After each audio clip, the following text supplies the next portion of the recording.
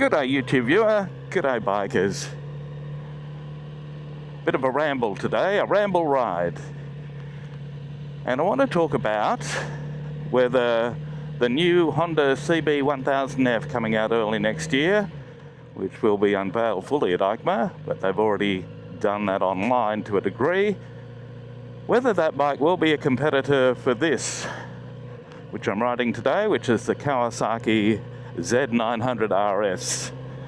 This is the 2020 model. They came out in 2018. Been a very popular bike now for, what is that, seven years, something like that, and for good reason. But when I first saw that CB1000F, it's in Suzuka, with its retro styling that reminded me of the bikes I rode in the late 70s, early 80s, particularly the early 80s from Honda, around 79, 80, the style of tank, seat, and frame, the way it looked. When I first saw that picture, or those pictures and videos from Suzuka, I thought, wow, that looks a lot like the bikes I used to ride, and I would be very keen on one. But is it really a competitor for this, the Kawasaki Z900RS? When Kawasaki did this, they knocked it out of the park. Brilliant design. And the things I love about this bike the most, along with the sound of the exhaust and the engine noise and the intake and all that, are these beautiful round clocks up the front here. So authentic. So reminds me of the bikes I used to ride. That, and we'll stop and have a look in a little while, that the air-cool fins on the engine, even though this is a liquid-cool bike, not an air-cool like the ones from the 80s, early 80s, late 70s, it still has that look. And Kawasaki did a brilliant job on getting the exhaust sound right, the look right, and those details with the instrument cluster and also the fins on the engine. Now, why I say that is, I will get around there before they come, is watching YouTube videos on the new Honda CB1000F. The first thing I noticed was it had a TFT screen, not dual round clocks, and the engine didn't have air-cool fins, even though it's liquid-cooled and they're not going to do anything. The look is still brilliant having those on this. And it's one of the reasons I think this is a better-looking throwback than its smaller sibling, the Z650, the Z650RS. Because with that, they haven't done the exhaust or the air-cool fins like they have with this. So this, they've paid a lot more attention to detail. They still have the round clocks on that, but they had them made for this, so then they could use something very similar in another model. And it's one of the things I love about the Triumph Bonnevilles is the round clocks on them, although I noticed with the new Speed 900, they've gone to the dash on the Trident, which is good and fine. It works on the Trident. I'm not sure it works on the more Bonneville related style bike, and I'm just hoping the T100 and T120 stick with the round clocks for 2026. I was watching Motorbike this week and he was talking about all the new updates, all the new bikes Triumph are about to announce. Some of those are upgrades, of course.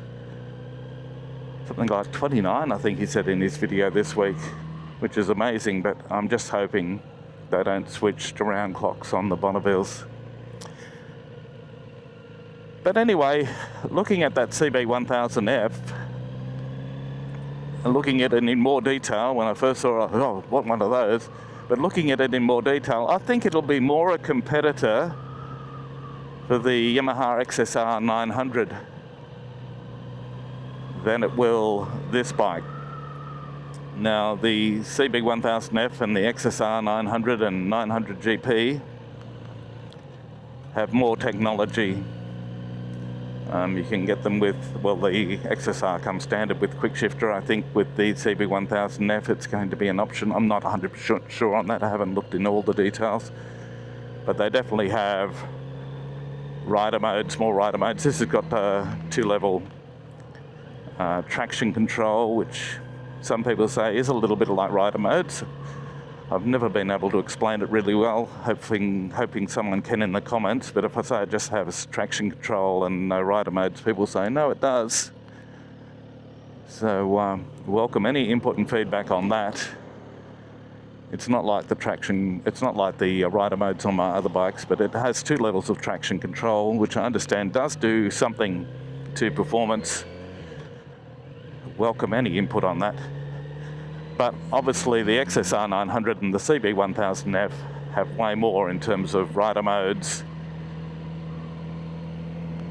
And also you can tailor the modes as well. And they have those TFT dashes. So I think in terms of specs and technology, and I think the CB1000F is going to have IMU. It and the XSR also have more horsepower than this. This engine puts out about 110 horsepower. I think the XSR is 119. And the CB1000F, which is a down-tuned version of the 2017 Fireblade 4-cylinder motor, it's going to make something like 122 horsepower, where I think the Hornet 1000, the same engine, is around 150. So both the XSR and the CB1000F are going to have more horsepower than this, but anything over 100 is brilliant for, or anything around 100 is brilliant for normal everyday use in the real world.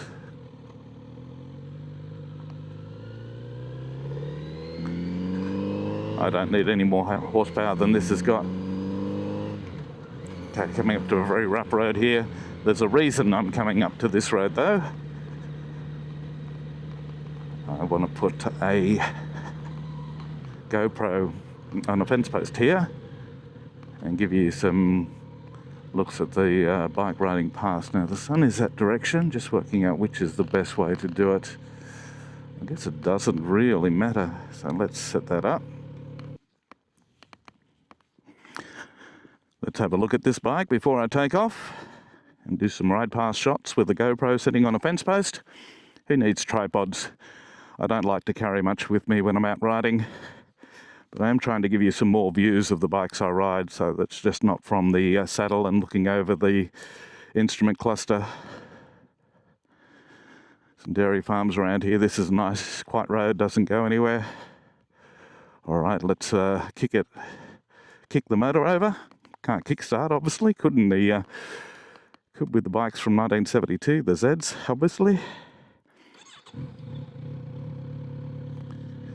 Right, there she goes.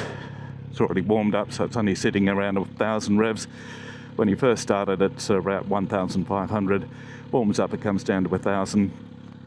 Make sure no cars are coming. Okay, let's have a look at that beautiful bike again. Sorry, it's a bit hazy today. One of my favourite things about this bike. Okay, let's do some ride pasts. Alright, I'll just give you a look at me sitting on the bike again at 5'11", just over 180 centimetres, feet firmly planted on the ground. Well, it looks like with the riding position, me being around 90 kilos, that's what happens to the suspension. Very natural riding position. Pegs are a little bit back, so a little bit sporty, but not too much. Very comfortable seat. Very good bike to ride. The advantage this has over the XSR is it is more a comfortable bike to ride. But in terms of performance and sporty nature, the XSR does have a bit more going for it in terms if you're into more sporty riding. This, while it has the ability, it's more designed as a roadster, so a little bit more relaxed. Can certainly handle the twisties and things though. Okay, as we take off to do this ride past, we might talk about the weights being very similar between the CB1000F and the XSR900. Around 215 kilos, where the XSR900 is only something like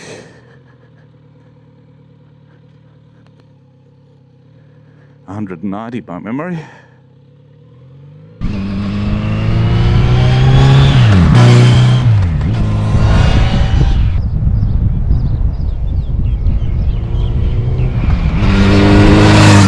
Alright, so we can see that radiator at the front there. These beautiful bullet-shaped round clocks up the front.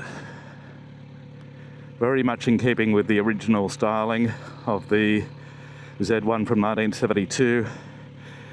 You've got the 4 downpipes there, the 4 headers, looking very authentic. Of course, the original had 4 into 4. A lot of people changed that to 4 into 1. Kawasaki did it with this bike to keep the weight down. And then, of course, the air fins that look authentic.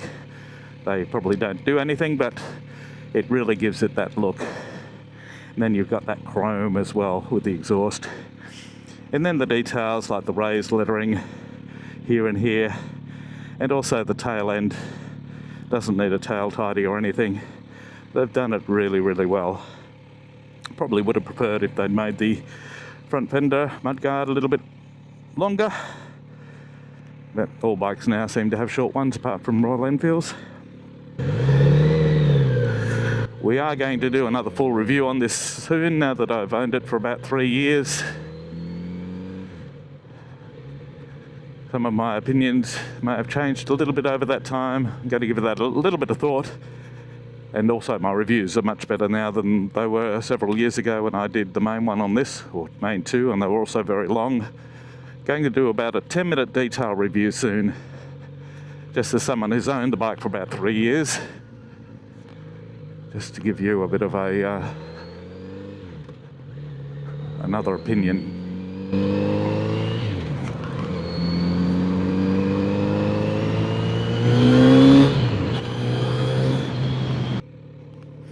Now, when you put the stand down, there's a little bit that juts out between the gear change lever and the foot peg, and that's the easiest way. If you try and look for the back of it, it's not that easy.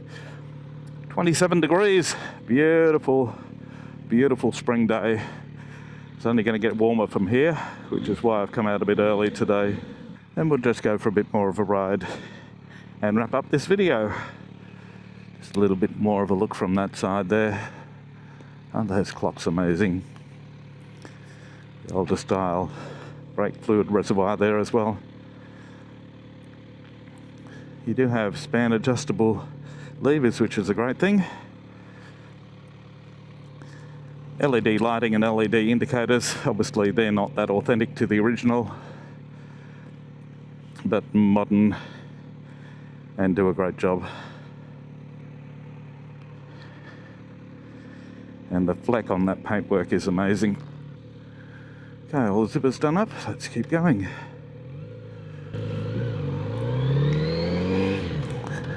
So to conclude this video, I want to talk about, would I trade this Kawasaki Z900RS in on the CB1000F when it's released next year and available in Australia, available in the UK from February. I'm not sure when it's hitting Australia. £10,500 there, so £10,500, which in Australia I imagine will put it up around the $20,000 mark, maybe a little bit above, I'm not sure. But would I trade this in to buy that? Now, I can't have both bikes. Limited space in my garage. I already have too many bikes. I'd need to trim the fleet if I was going to do that. And it's not very responsible to have too many bikes.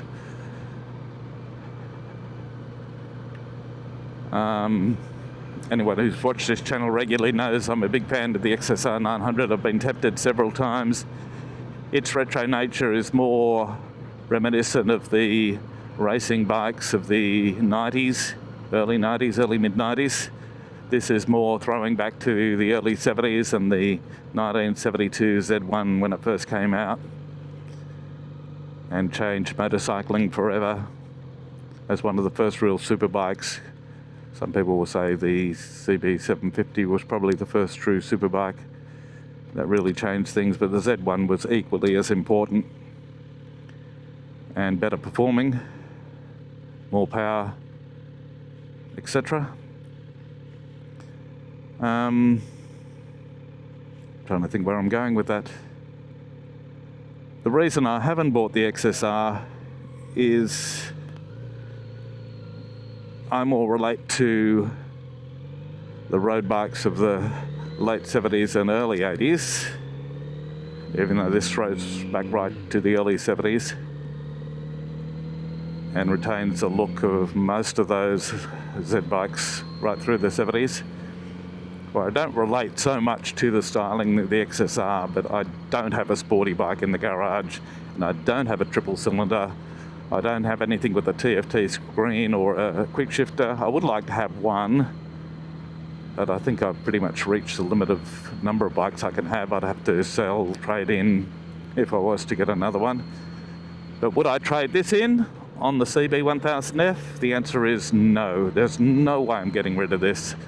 The way it performs, the way it rides, the way it looks, the way it makes you feel, there's nothing better. There are some other bikes in the same ballpark. The T100 and T120, of course, would come in there. If I bought an XSR, it'd be for a different reason. I'd try and find a way to have both.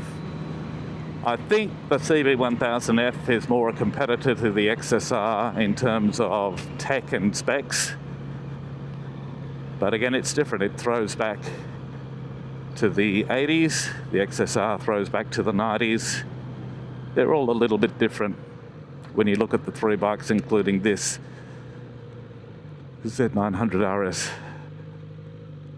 Be lovely to have everything you liked, but that's not possible, of course. But the one thing I can tell you, in 12 months' time, of those three bikes, the one I will definitely have will be this. I love this machine. This and the GB350 single-cylinder air-cooled long-stroke engine bike I have are probably my favourite modern classics. And I'm really hoping Honda announce a GB500 single based on the same frame and motor, but a bigger bored-out version. I'm really hoping they announce one of those and unveil it at EICMA this year. I would have to find space in the stable immediately for one of those. Again, I would have to sell something to do that. And that would be a very tough question because I love all my bikes. Anyway, they're the quandaries of having so much choice, and having so much choice is a good thing. We're really spoilt at this time. While ICE engines are still available before everything goes electric or hybrid, we have one last chance over the next 5 years or so, I think, to get those machines that really touch us in the heart, that we can really relate to, that we were similar to what we rode years ago. They still retain the internal combustion engine and feel and sound, in case of this bike, feel and sound very much like those from decades past. Anyway, I'd love to hear your thoughts. Thanks for watching this video. If you thought it was okay, please give it a thumbs up, a tick of approval. And if you haven't subscribed to the channel and would like to be alerted to more, of course, please subscribe. It's up to you whether you do that or not. I'm grateful for everyone who does, but it's totally your choice. I'm so appreciative of the fact that you've actually watched it to this far. And I look forward to joining you next time. Until then, happy motorcycling. Have a great day. I hope the weather's like this where you are. Absolutely magnificent day.